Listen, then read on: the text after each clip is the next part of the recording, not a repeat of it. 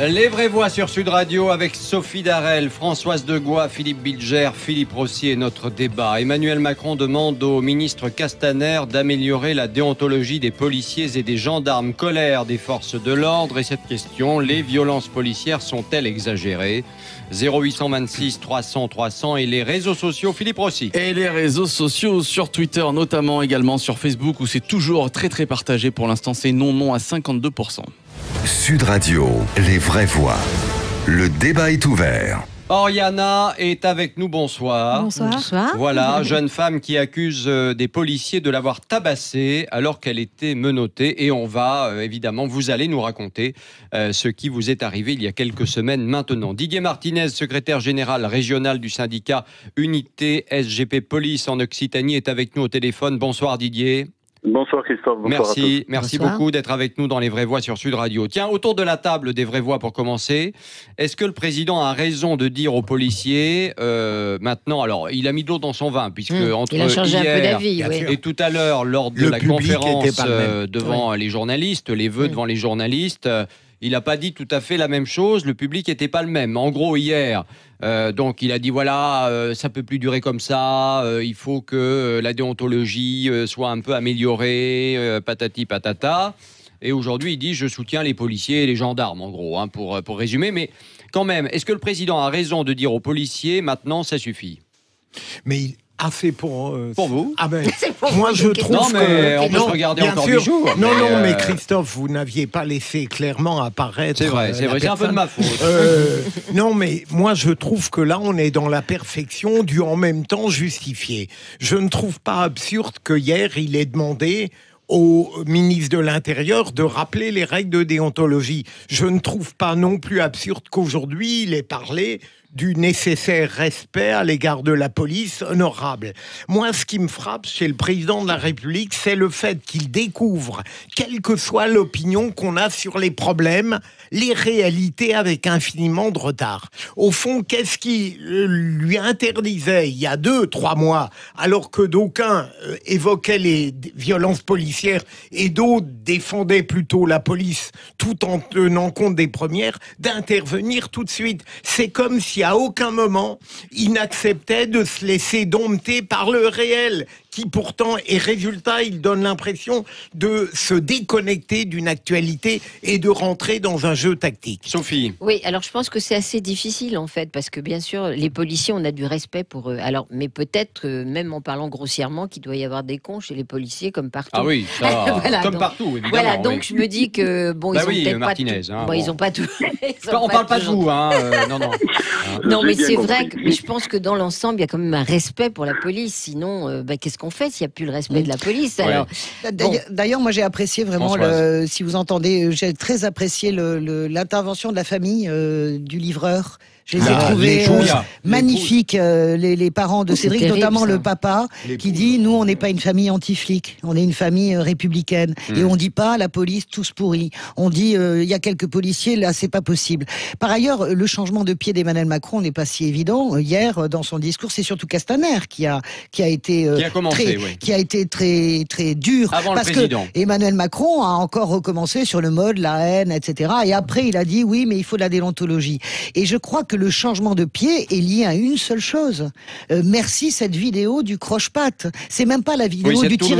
C'est cette Toulousaine à qui un policier fait ça. Et ce qui s'est passé, qui tombe parce qu'un policier lui fait croche-patte. Mais qu'est-ce qui s'est passé? C'est que là, pour la première fois, ce qu'on appelle l'intelligentsia et le mainstream se sont emparés de cette affaire. C'est quoi le mainstream? Le mainstream, c'est les radios et les télés qui sont dans le courant dominant. Il y a plein de gens. Moi, c'est pas nous, ça. C'est pas nous. Regardez Didier Maisto, mais on est quelques-uns à avoir dit c'est pas possible depuis un an les violences policières. On va en parler. Non, je voulais juste dire que on va entendre nos invités surtout. Comme cette intelligentsia a commencé, il y a eu l'éditorial dans Le Monde. Anne Sinclair a tweeté, Enthoven, c'est la première fois pour eux avant les Gilets jaunes, c'était des fascistes bruns et c'est devenu, comment dirais-je, du coup, ils se sont révoltés et là le pouvoir a senti qu'il y avait un changement de pied. Donc c'est de mon point de vue quelque chose d'assez opportuniste.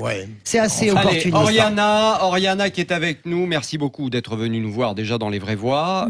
Vous accusez des policiers de vous avoir tabassé alors que vous étiez menotté. Ça s'est passé à Créteil le 16 décembre dernier. Alors, bon, on va essayer de remettre un peu de contexte, évidemment. Si j'ai bien compris, vous étiez au volant de votre voiture. Oui. Vous aviez bu un petit peu. Oui. Voilà. Vous avez eu un accrochage avec une camionnette. Exactement. Et à partir de là, on va dire que ça dégénère. Voilà. Racontez-nous ce qui se passe. À partir de là, la police vient, grosso modo, ils essayent de me faire souffler, j'y arrive pas. J'arrive pas à le faire correctement, donc il y en a un des agents de police qui s'énerve, qui me pousse, et ensuite il me met une balayette, je tombe par terre, ma tête la première contre le sol. C'est quoi une balayette? C'est quoi, oui, c'est ce que j'ai demandé. Comme un croche-pied un peu. Ah oui, voilà. d'accord. Décidément, oui, d'accord. Voilà.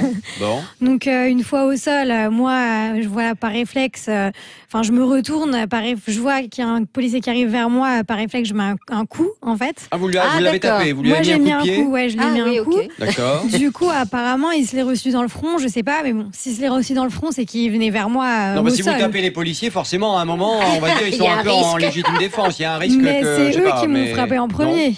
Oui, c'est vrai. T'as vu comment elle est taillée? Non, mais. Non, je sais pas. Non, mais après, sous l'effet de l'alcool, on peut avoir de la force qu'on n'imagine pas, ne pas se rendre compte de ce qu'on fait aussi. Non, mais j'étais au sol, en fait. Donc, voilà. Donc, après ça, suite à ça, ils sont venus sur moi, plusieurs. Ils m'ont frappé, ils m'ont menotté, ils m'ont frappé par terre. Ils m'ont ouvert le crâne à 2 endroits différents.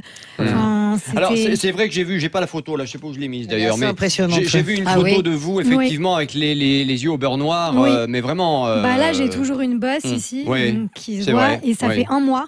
Oui. Donc c'est quand même la violence des coups. 3 policiers ont quand même porté plainte contre vous pour outrage à agent. Oui. C'est dans ce cadre-là. Je veux dire, après. Bien sûr, une fois qu'ils me frappaient, je les insultais. Bien sûr, c'est normal. Oui, c'est normal. Mais eux aussi m'ont insulté. Eux aussi m'insultaient.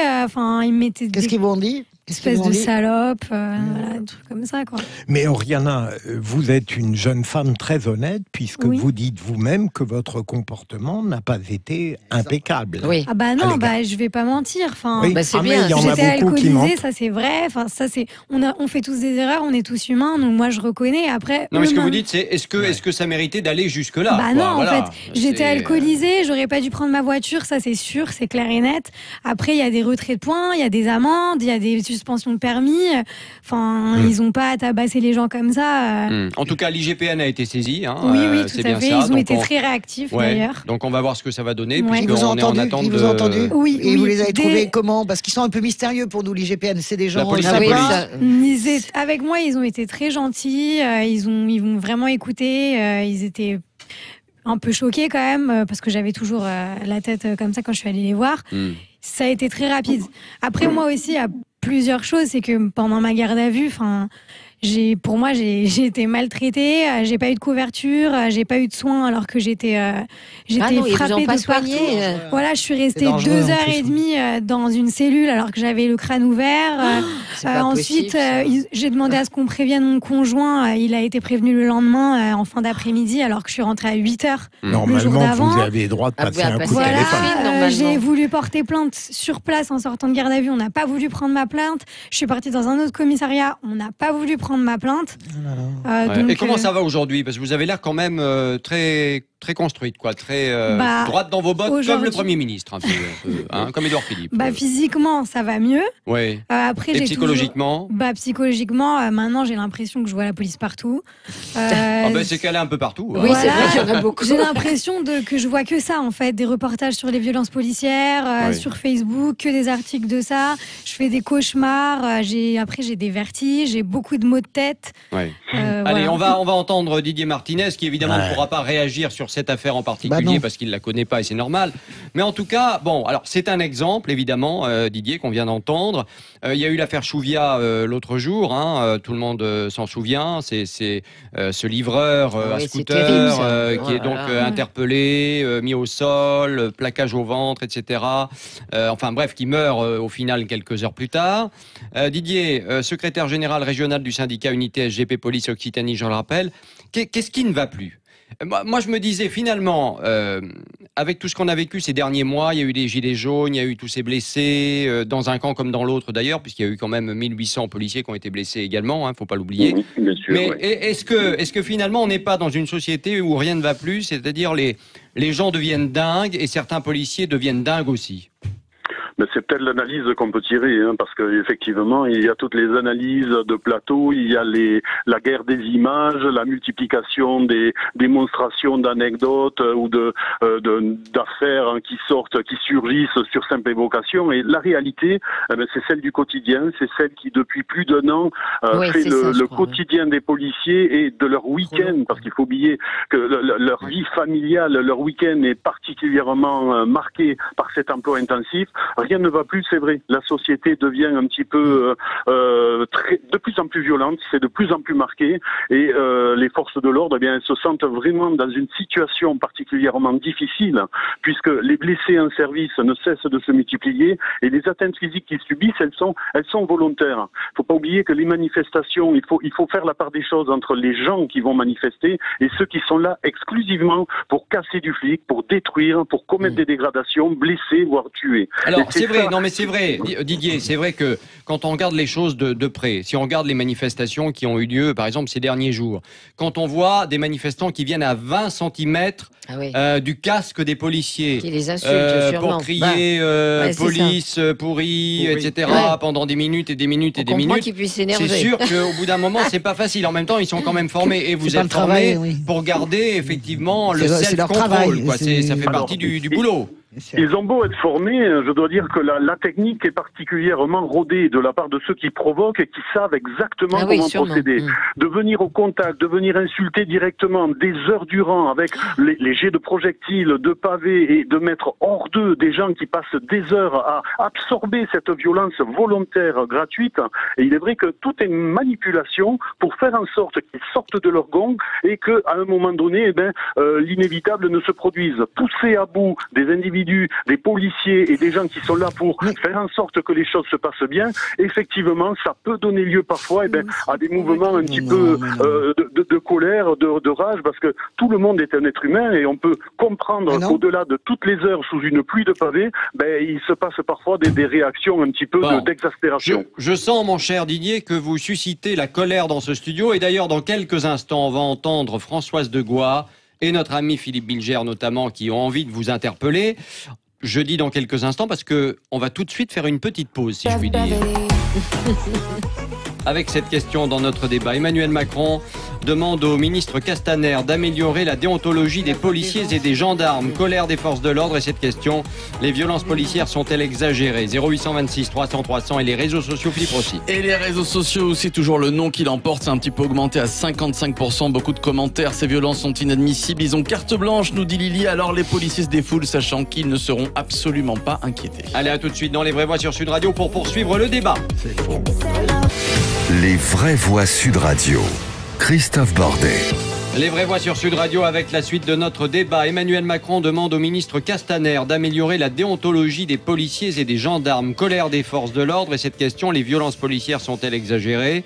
0826 300 300 si vous souhaitez évidemment réagir. Et puis les réseaux sociaux, Philippe Rossi. Et les réseaux sociaux, le compte Twitter de Sud Radio, le compte Facebook également, c'est toujours un non à 55%. Oriana est toujours avec nous, jeune femme qui accuse les policiers de l'avoir tabassée alors qu'elle était menottée. Vous avez entendu son histoire il y a quelques instants.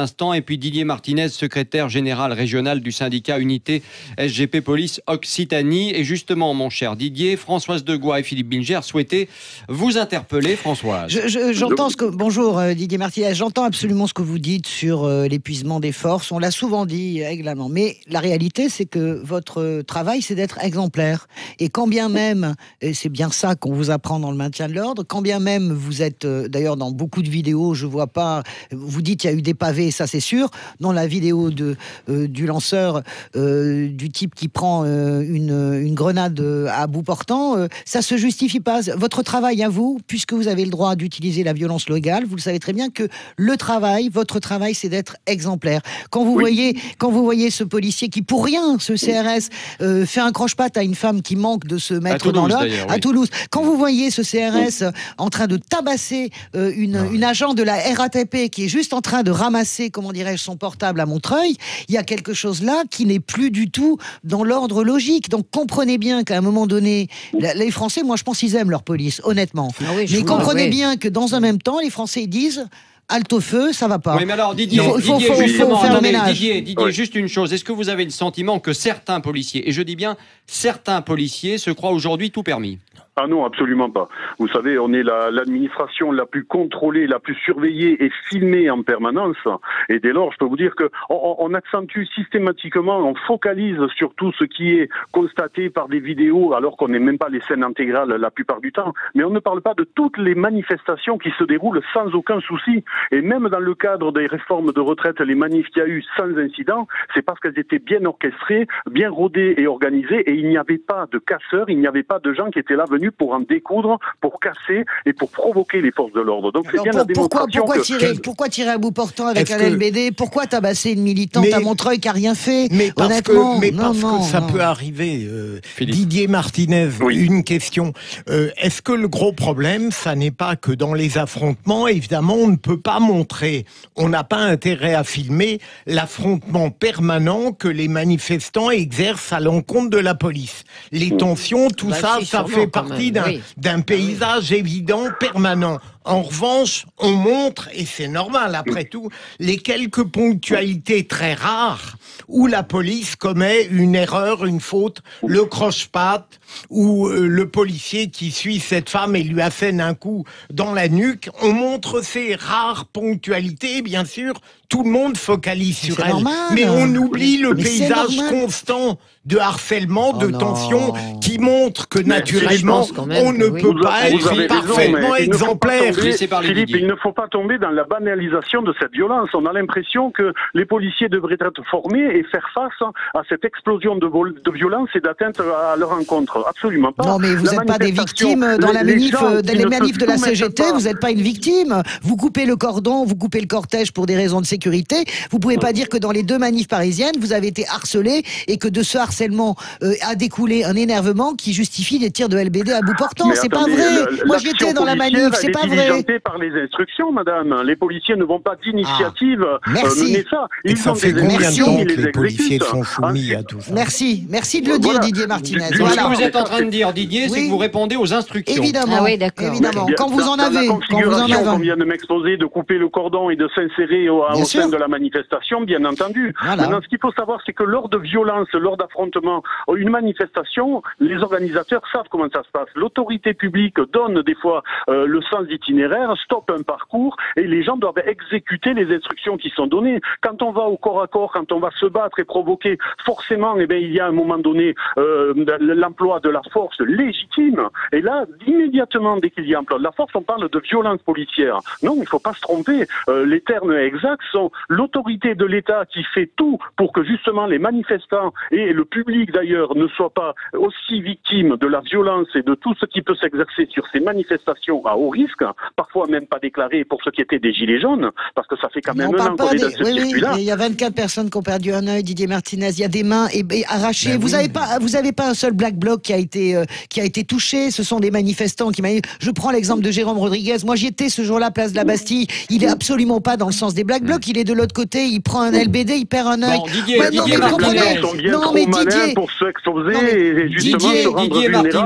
Martinez, reconnaissez, je sais que vous pouvez pas le faire, mais il y a quand même un souci. Allez, on va avancer un peu parce que effectivement, ce que vous dites est vrai. Non, mais ce que vous dites est vrai, mais on le répète depuis des jours et des semaines. Sur un plateau de la balance, vous mettez tout et rien sur l'autre. Non, c'est pas vrai, pas du tout. Allez, Didier Martinez, est-ce qu'il faut cesser certaines pratiques policières comme le plaquage au ventre utilisé dans l'interpellation de ce livreur à Paris qui a perdu la vie par la suite?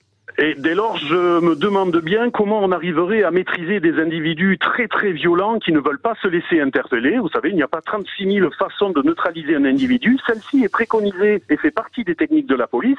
Alors je veux bien tout entendre. Non, mais il y a peut-être d'autres techniques, je sais pas. Quand même, de là le tuer. D'autres techniques, oui, mais voilà, c'est facile d'en parler ou de coucher sur papier des procédures et des techniques, mais à chaud, sur une intervention qui dégénère, qui tourne mal, où parfois 3 policiers n'arrivent pas à maîtriser un individu sous l'emprise de stupéfiants ou d'alcool et qui ne veut pas se laisser interpeller, c'est vraiment beaucoup plus compliqué qu'on ne l'imagine et le plaquage, il fait partie des techniques qui nous permettent de neutraliser. Alors, si on ne veut plus telle technique, si on ne veut plus le LBD, si on ne veut plus d'autres moyens, je peux vous dire, autant dire tout de suite, on laisse repartir les gens, on ne réagit plus, on ne préserve plus le mobilier urbain, les édifices publics, les magasins, les vitrines et l'intégrité physique des personnes. Oui, et là, on s'apercevra que les gens... N'exagérez pas, une grenade de l'encerclement, c'est pas nécessaire.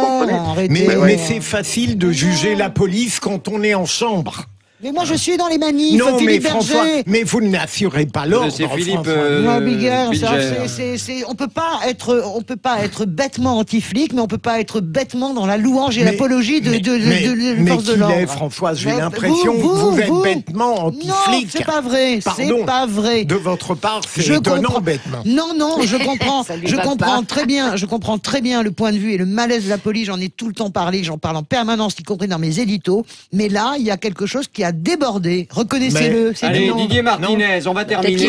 Est-ce que vous vous sentez soutenu par le président Macron quand il demande que l'on revoie la déontologie comme hier et en même temps il vous soutient aujourd'hui lors des vœux à la presse? Bon, voilà. Bah, écoutez, dans les propos tant du ministre que du président, tout le monde est dans son rôle, effectivement, mais les policiers, eux, ce qu'ils demandent, c'est le soutien, la reconnaissance eu égard à leur action et surtout à ce qu'ils subissent, parce que dans le même temps de ces violences et des manifestations, on a autant de suicides, on a 2 suicides avant-hier, on a 2 collègues qui ont été tués dans l'exercice de leur fonction, on a des milliers d'interventions police-secours qui se passent bien, et on a vraiment cette police nationale qui a à cœur de mener sa mission à bien et qui se retrouve vraiment dans un engrenage et dans des configurations complètement insupportables. Et vous avez des salaires de misère en plus. La vérité, quand on vous écoute, mon cher Martinez, et quand on voit tout ce qui se passe, effectivement, cette violence contre vous, Oriana, ce qui s'est passé, etc., on se dit oui, la société ne va pas bien, mais est-ce que le pouvoir politique a fait en sorte que cette société, justement,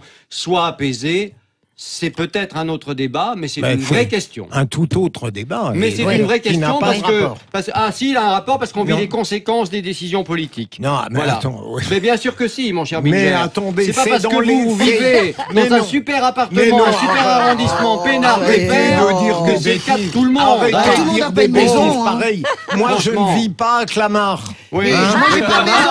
Moi non plus, j'ai pas de maison. moi. Et moi, je suis même pas propriétaire. Donc le lumpen moi d'Orléans, non c'est plus, moi. Ah ben moi non plus, c'est la banque qui est propriétaire. Ah mais moi, c'est même pas la banque. Alors, Bon, Oriana est effarée. Elle dit je suis tombée où? Bon, Oriana, merci beaucoup d'être venue. On vous souhaite évidemment plein de bonnes choses. On vous souhaite le meilleur et n'hésitez pas à nous tenir au courant évidemment des suites qui seront données bien sûr après cette enquête de l'IGPN. La fin de notre débat. Et cette question, les violences policières sont-elles exagérées sur les réseaux sociaux? Philippe Rossi, ça donne quoi? Score final sur le compte Twitter de Sud Radio, la réponse est non à 57%. Dans un instant, les vraies voix de l'environnement avec vous, Philippe Rossi. À tout de suite, bien sûr.